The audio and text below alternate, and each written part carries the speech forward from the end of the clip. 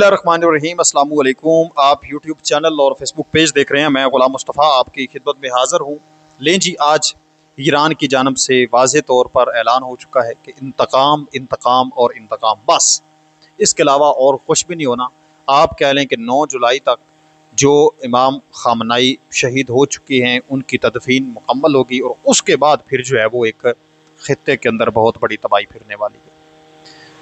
आज क्या कुछ ऐलान हुए हैं, क्या कुछ नमाज जनाजा के अंदर चीज़ें सामने आई हैं, मैं खोल कर आप लोगों के साथ शेयर करने जा रहा हूँ। बहरी जहाज़ एक तबाह कर दिया गया है, किसने हमला किया है, तो इन तमाम चीज़ों को डिटेल के साथ देखते हैं। अगर आप इस चैनल पर नए हैं तो इसको लाजमी सब्सक्राइब कर लें और कमेंट सेक्शन में अपनी जो कीमती राय है उसका इजहार भी ज़रूर फरमा लें और पाकिस्तान जिंदाबाद कमेंट सेक्शन के अंदर ज़रूर लिखें। नाज़रीन मोहतरम, आज नमाज जनाजा जो है वो इमाम ख़मीनी मुसल्ला सेंटर में अदा कर दी गई है।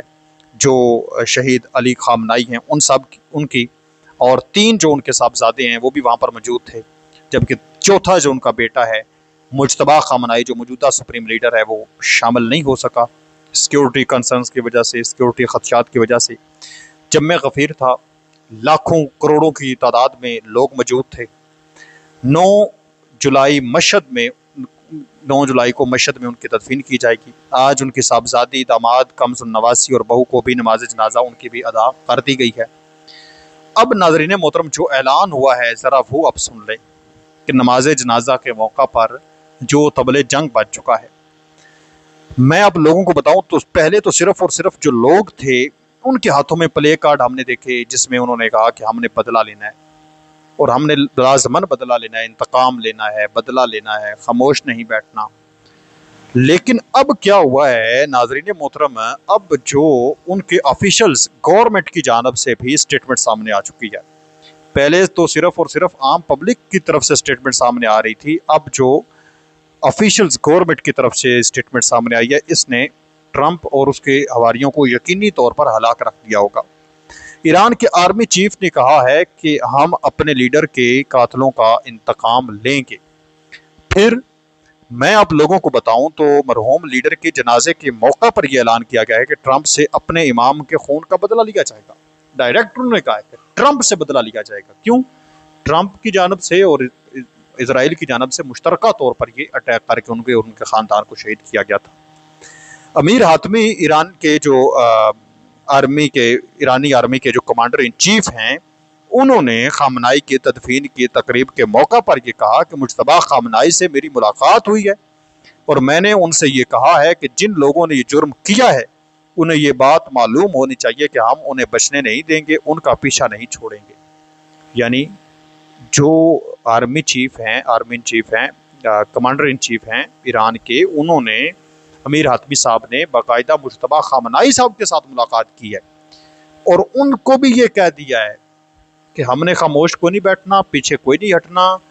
जो दुश्मन हमारे हैं, जिन्होंने ये काम सर अंजाम दिया था, जिन्होंने ये जुर्म किया था, वो ये बात अपने ज़हन में बिठा लें।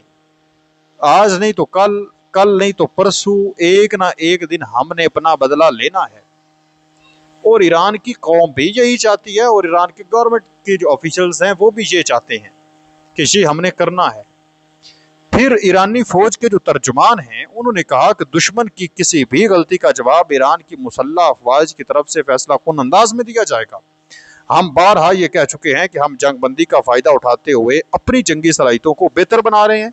हम एक लम्हा भी जाया नहीं कर रहे और हमारा ध्यान इस मिशन से बिल्कुल नहीं हटा।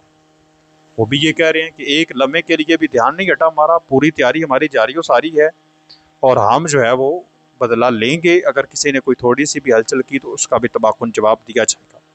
फिर ईरानी सुप्रीम लीडर के मुशीर जो हैं मोहसिन रज़ाई, उन्होंने कहा कि अमेरिका और इसराइल को दो टोक पैगाम में कहा कि शहीद राबर अल्लाह के खून का बदला जरूर लेंगे। यानी एक बंदा सिर्फ स्टेटमेंट नहीं जारी कर रहा। फिर जो इनके इनकलाब जिन्होंने बर्पा किया, पासरान इनकलाब के ये जो मरकजी लोग हैं वो ये स्टेटमेंट जारी कर रहे हैं। आर्मी चीफ है, आर्मी चीफ का तर्जुमान है, इसका फिर मुज्तबा ख़ामनाई का मुशीर है, फिर मुज्तबा ख़ामनाई के साथ बातचीत हो रही है कि बदला लेना है और लाजमन हर हाल में बदला लेना है।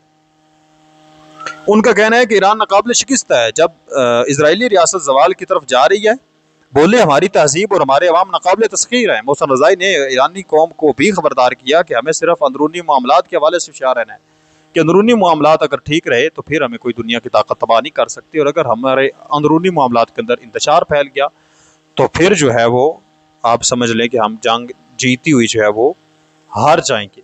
तो ये है जी इस वक्त एक आम तरीन जो बयान पैगाम पूरी दुनिया के नाम ईरान ने दिया है कि हमने बदला लेना है। तो आप ईरान के इस मौजू और बयान पर क्या कहते हैं मुझे ज़रूर बताएं। इसके साथ साथ नाज़रीन मोहतरम, आज बुहैरा अहमर में यमन के अल हुदैदा बंदरगाह से तकरीबन 30 नॉटिकल मील जनूब मगरब में एक जो कार्गो जहाज है उसको तबाह कर दिया गया है।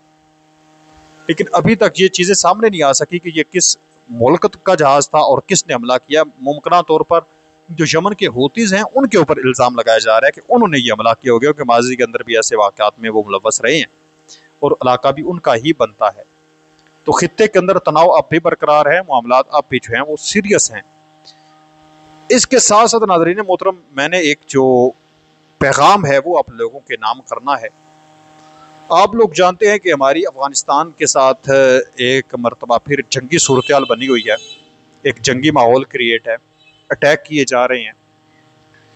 लेकिन चूँकि हम मुस्लिम हैं और जो हमारा दीन इस्लाम है वो ज़िंदगी के हर शोबे में कदम कदम पर ज़िंदगी के हर मामले में हमारी रहनुमाई फरमाता है, मदद फरमाता है।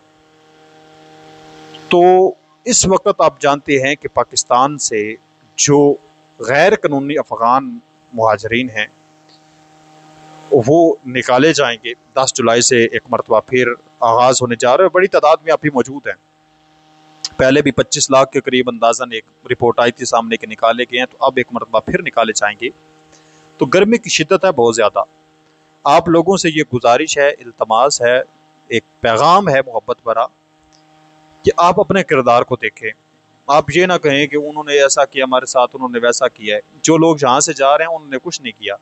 ये बुनियादी तौर पर कुछ चंद एक ऐसे गंदे अंडे हैं, दहशतगर्द हैं, जिनकी वजह से सारा मामला ख़राब हुआ, जिसके बाद फिर इनको भी निकालना पड़ा सिक्योरिटी की वजह से। तो लीगल जो रह रहे हैं उनके साथ तो कोई इशू नहीं है, वो तो यहाँ पर रह रहे हैं। तो जो इलीगल भी रह रहे हैं उनके साथ छोटे बच्चे भी हैं, औरतें भी हैं, तो उनकी हेल्प करें। यानी जब वो रास्ते के अंदर आप देखें गर्मी की शिद्दत है, उनको ठंडा पानी वगैरह पेश करें। 2 घूंट पानी आप पेश कर देंगे तो इसका अजर अल्लाह ताला आपको देगा। आपने अपना किरदार जो है वो बेहतर बनाना है, अपनी तरफ से एक मोहब्बत भरा पैगाम देना है, चाहे वो आपके लिए मैं कहता हूँ कुछ भी वो करें। तो ये एक मेरा आपसे मोदबाना इल्तमास और गुजारिश है कि गर्मी की शिद्दत यार बहुत ज़्यादा है, वो इंसान है तो साफ ज़ाहिर है जब वो यहाँ से जाएंगे परेशान भी होंगे, दुखी भी होंगे। कुछ ऐसे लोग भी होते हैं जिनके पास पैसे वगैरह भी नहीं होते, माली वसाइल नहीं होते। फिर साफ ज़ाहिर है एक गाड़ी उसने करवानी है, 20, 25, 50, 60 हज़ार रुपया उसको किराया देना है, जिसने अफगानिस्तान तक उसको लेकर जाना है। तो बड़े गरीब लोग हैं, बड़े कम ऐसे लोग हैं, अमीर तबका है जो मतलब ये यहाँ से जा रहा है। जो अमीर लोग थे उन्होंने तो अपने कार्ड वगैरह वो सारे पढ़े लिखे थे उन्होंने बनवा लिए हैं।